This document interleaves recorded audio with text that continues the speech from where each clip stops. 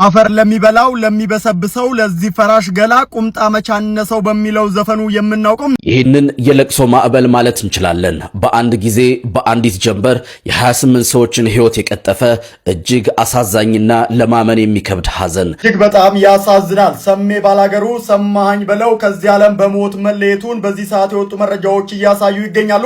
ሰላም ጤና ይስጥልኝ ቤተሰቦች እንደናችሁ ሁላችሁም በያላችሁበት ሰላማችሁ ይብዛ። ሰላም ብያለሁ። ዛሬ ደግሞ እጅግ አሳዛኝ በሆኑ መረጃዎች ተመልሻለሁኝ። እስኪ መረጃውን ሰምተን እንመለስ። እጅግ በጣም ያሳዝናል። ሰሜ ባላገሩ ሰማሃኝ በለው ከዚህ ዓለም በሞት መለየቱን በዚህ ሰዓት የወጡ መረጃዎች እያሳዩ ይገኛሉ። ሰማሃኝ በለው በባህላዊ ዘፈኖቹ ሁላችንም የምንወደው የምናደንቀው ሰው ነበር። በሕክምና ሲረዳ ቆይቶ በዛሬው ዕለት ህይወቱ አልፏል ተብሏል። እጅግ በጣም ያሳዝናል። ለአድናቂዎቹ፣ ለወዳጆቹ፣ ለቤተሰቦቹ እንደዚሁም ለመላው ኢትዮጵያውያን መጽናናትን እመኛለሁ።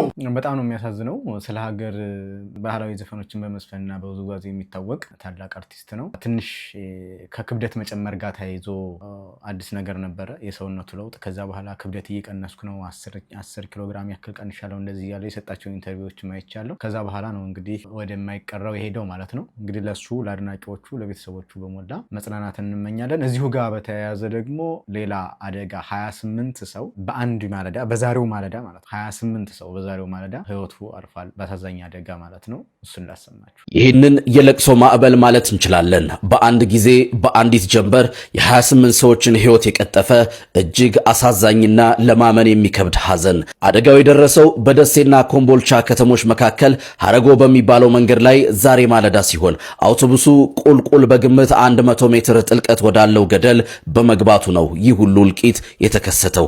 አስቡት፣ ቁልቁል 100 ሜትር ጥልቀት ወዳለው ገደል። በአደጋው በርካቶች ቀላልና ከባድ ጉዳት የደረሰባቸው ሲሆን በህይወት የተረፉትን ወገኖች ወደ ሕክምና ቦታ ለማድረስ አሁንም ከፍተኛ ርብርብ እየተደረገ ይገኛል። ህይወታቸውን ላጡት ነፍስ ይማርልን፣ ለቤተሰቦቻቸው ደግሞ መጽናናትን እመኛለሁ።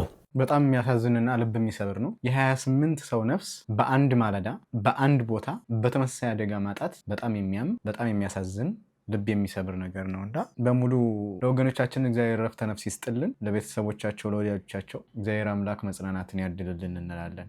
ግን ከዚህ ጋር በተያያዘ ሀረጓ የሚታወቅ ጠመዝማዛ መንገድ ነው። በጣም ጥንቃቄ የሚያስፈልገው ልማት የሚያስፈልገው ቦታ ነው። በጣም አስፈሪ ነው። በጣም ጠመዝማዛ ነው። በዛ ላይ ደግሞ በገደል ላይ ያለ ስለሆነ ከፍ ያለ ነው። መንግስትም ትኩረት እየሰጠው አይደለም። የሰው ህይወት ዋጋ ቢሰጠው ኖሮ መንገዶች በስነ ስርዓት ኮንስትራክት ይደረጋሉ፣ ለሰው ልጅ ህይወት አደጋ ይጥላሉ ተብሎ የታሰቡ ማንኛውም የልማት አይነቶች ይለማሉ ማለት። መንግስት ደግሞ ትኩረት እየሰጠው አይደለም። የምታውቁት ከሆነ ከዛ ወደ ኮምቦልቻ ያለውን የባቡር መንገድ እንኳን ምንም አይነት የኢኮኖሚ ፋይዳ የለውም ተብሎ የተሰርቶ ኦልሞስት ወደ መጠናቀቅ ላይ ያለ የቆመበት ሁኔታ ላይ ነው ያለው። በዛ አቋርጦ መቀሌ ሊገባ የሚችል የባቡር ትራንስፖርት እንዲጀምር ተደርጎ ነበረ መቼም። እና በጣም ነው የሚያሳዝነው። ወደዛ መንግስት እያየ አይደለም። የሆነ ገቢ ካላመጣ ካልተብለጨለጨ ለህዝብ ብቻ የሚጠቅም ቢሆን ትኩረት አይሰጠውም መንግስት። አፈር ለሚበላው ለሚበሰብሰው ለዚህ ፈራሽ ገላ ቁምጣ መቻነሰው በሚለው ዘፈኑ የምናውቀው ስለ ሰማሃኝ በለው ብዙ ነገር እየተባለ ይገኛል። እጅግ በጣም የሚያሳዝንም ልበቀና ለሰዎች መልካምን የሚያስብ በሙዚቃዎቹ እንደዚሁም ደግሞ ባህልን በማስተዋወቅ አምባሳደር እስከመሆን የበቃ ሰማሃኝ በለው ታዲያ በድንገተኛ ህመም እንግዲህ ህይወቱ ማለፉን ተከትሎ ብዙዎች ሐዘናቸውን እየገለጹ ይገኛሉ። እኔም ታዲያ በድጋሚ ነፍስ ይማር ማለት ፈልጋለሁ። አፈር ለሚበላው ለሚበሰብሰው እኛም እርስ በርስ ባንባላ መልካም ነው የሚል መልእክትን በዚሁ ማስተላለፍ ፈልጋለሁ። እናንተስ ከሰማሃኝ በለው ዘፈን የትኛውን ታስታውሳላችሁ? እንግዲህ መቼስ ምን ይደረጋል፣ ወደ አምላክ ከሄደን ሰው ገልግላችሁ ቆይ ብላችሁ አታቆዩትምና እረፍተ ነፍስ ይስጥልን ለአርቲስታችንና 28 ነፍሳት በመኪና አደጋ ለተጎዱት በመኪና አደጋ ላረፉት ወገኖቻችን በሙሉ ረፍተ ነፍስ ይስጥልኝ ይላለው። ከኢትዮጵያ ኤርፖርት ከ1 ሚሊዮን ጉዶች ትንሹን እንደው ልናገር። ኤርፖርት ወይም ኤርላይንስ ሪሌተር ናቸው፣ ብዙ ጊዜ አይገናኙም ይልሃል ዝም ብሎ ሰው ሲፈላስፍ። በአሁን ሰዓት የኢትዮጵያ ኤርፖርት ማንም ተቆጣጣሪ የለውም። ማንን እንደምትጠይቅ አይታወቅም። በቃ እንደፈለገ ማንም ይጫወትበት ነው። ከላይ እስከ ካርት ገፊው ይጫወትባል። ለምሳሌ ያንተን ቪዛ ፓስፖርት ማንም ብድግ አድርጎ አትሄድም ማለት ይችላል። ከዚህ በፊትም ነበር። ማንም ይቀበልሃል አትሄድም ይልሃል ማንም ሰው። እንግዲህ ይሄንን መወሰን የሚችለው ኢሚግሬሽን ነው። ብድግ አድርጎ አትሄድም ቪዛ ከፈለገ ይዞት ሄደ። አንድ ብዙ ተጓዦች የሚስተጓጎሉበት ይሄ ነው። ብር ክፈል ነው የምትባለው። ዝም ብለህ ለገባበት ብር ክፈል በቃ። እንዲህ ለምትረግጥበት ክፈል ነው። ይሄ ሐላል ነው። ምንም ያውቀዋል። ከዚህ ቤተኛ ብለነዋል። ይሄ የሀገራችን ስም አታበላሽ ብሎ የሚያሽቃብጣል። ይደርሳል በተራ ደምን ባታለቅሳታል። አንድ ሁለተኛ ነገር ፍተሻ ላይ አንተ 10 ሻንጣ 6 ሻንጣ 5 ሻንጣ ትችላለህ። ሻንጣ ውስጥ እያንዳንዷ ቁልፍ፣ ኤርፎን፣ ምናምን ቡና፣ ሲኒ ምንም ያስከው ነገር ንገረኝ ይላል። ኤክስሬ እኮ አለ ሊፈትሽ ነው እዛ ጋር ቁጭ ያለ። በዛ ላይ አባቴ ስርዓት የላቸውም አንዳንዶቹ። በዚህ ሰዓት እንደ ኢትዮጵያ ኤርፖርት ዘግናኝ የሆነ ድርጅት የለም። ማንም እንደፈለገ ነው የሚያደርገው። የዘረፋ ኃይለኛ የዘረፋ ቦታው ነው። ይሄ እዚህ ጀርባ ላይ የምትይዘው ሻንጣ ከፍለ ነው የምታልፈው። በተለይ ደግሞ አረብ ሀገር እህቶቻችን ሲገቡ የሚያለቅሱት እንባ አይደለም። ባለቤት የለውም እንደ ኢትዮጵያ ኤርላይንስ የኢትዮጵያ ኤርፖርትም ሆነ ኤርላይንስ ባለቤት ያለው ይመስለኝ። ማንም አይቆጣጠረውም። እንደፈለገ የፈለገ ሰው ገንዘብ ይዘርፍ። ውስጡ ላይ የሚዘረፍ ብር፣ የሚሰሩ አሻጥሮች፣ ከውጪ ግዙፍ ስም አለው ኤርፖርትም ሆነ ኤርላይንስ። የሀገሩ ህዝብ ግን ያለቅሳል። ገና ኤርፖርት ስትሄድ እንዴት እንደምትፈራ በቃ የጋንግስተር መናኸሪያው ነው። ውጪ ላይ ትደበደባለህ። ቤተሰብን ሊቀበልም ይደበደባል፣ ሊሸኝም ይደበደባል። ውጪ ላይ እንኳን ማረፊያ የለውም እኮ ለተሳፋሪ ወይም ለሚቀበሉ ቤተሰቦች ወይም ለሚሸኙ እዛ ጋር ተደረድራቸዋል እንደ በግ ነጋዴ። እዛ ላይ በዱላ ይሰጣል፣ ትጀለጣል። ያንን የሚያህል ግዙፍ ኤርፖርት ማረፊያ እንኳን የለውም። ግራውንዱን ምንድነው? አንድ ማረፊያ የለውም፣ ካፌ የለውም። አንዴ ከዚህ ጋር ግር አድርገው እዛ ጋር ያረጓቸዋል። አንዴ አንስተው ስንት ደካማ አለ እዛ፣ ስንት ከገጠር የሚመጣ አለ።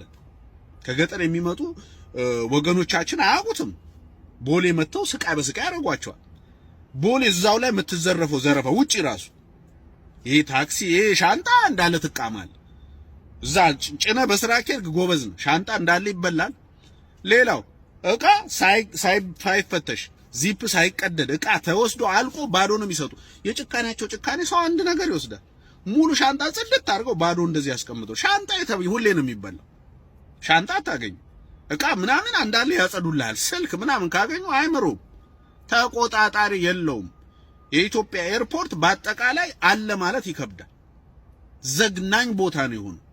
አገርን እንድጠላ ነው የሚያደርግ። ማን ነው የሚቆጣጠረው? ማን ነው ባለድርሻው? ማን ነው አቤት የሚለው ወይ የሚለው ማን ነው?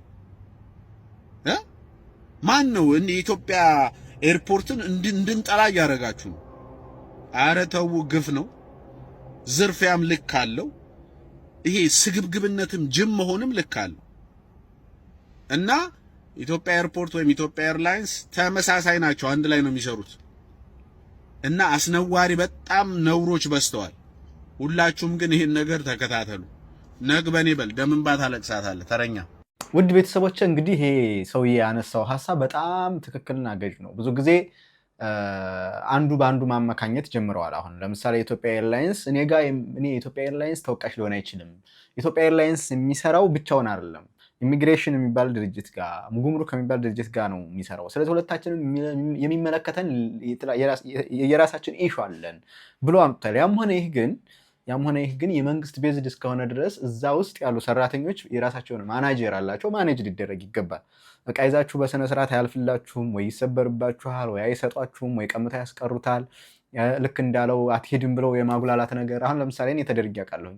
በአጋጣሚ በጣም እንትን ስለሆነ መልሰው አስገቡኝ እንጂ አይ ቆይ ወደኋላ ምንም ያስቆይ ነገር ሳይኖር ማለት ነው። እና እንደዚህ አይነት የማሸት ነገር አለ። በጣም ፕራክቲስ እየተደረገ ነው እና በጣም አሰቃቂ ነው።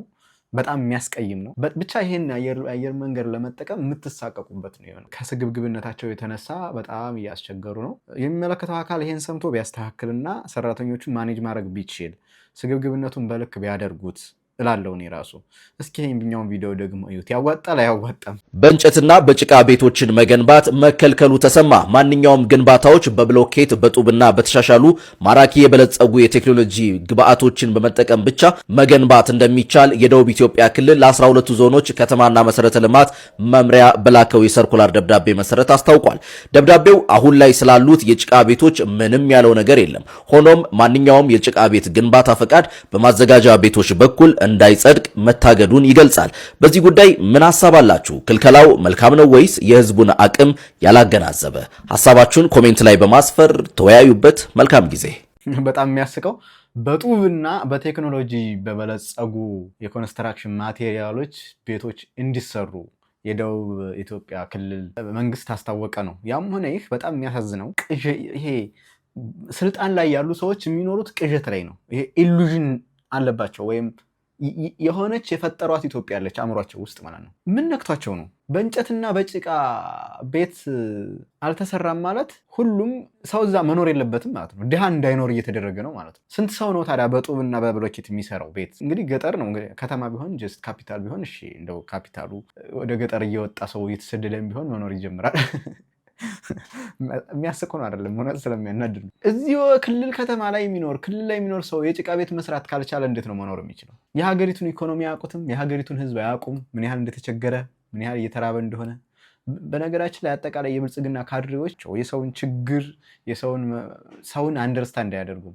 ራሳቸው በፈጠሩት የቅንጦት ዓለም ውስጥ ነው የሚኖሩት። በዛ ውስጥ ተዘፍቀው ስለሚኖሩ የሚመሩትም ሰው ጠቅላላ ያለፈለት እንደነሱ የሚቀናጣ ይመስላቸዋል። ግን ይቀልዱበታል በህዝቡ ማለት ነው። እና የኔ አስተሳሰብ ምንድነው? አያዋጣም ነው። ህዝቡ እንደው ወጥቶም ቢሆን ይበላችኋል እንጂ እናንተን ይህንን አዋጅ ያጸደቃችሁትን ባለስልጣናት ይነክሳችኋል ከፈለገ እንጂ አትኖርም ሲባል መቼም ሰው ታግሶ መንግስት ላይ መውጣቱ አይቀርም እንጂ አይሆንም፣ አይሳካም እላለሁ። እናንተ ምን ታስባላችሁ? ይሳካል ወይስ አይሳካም?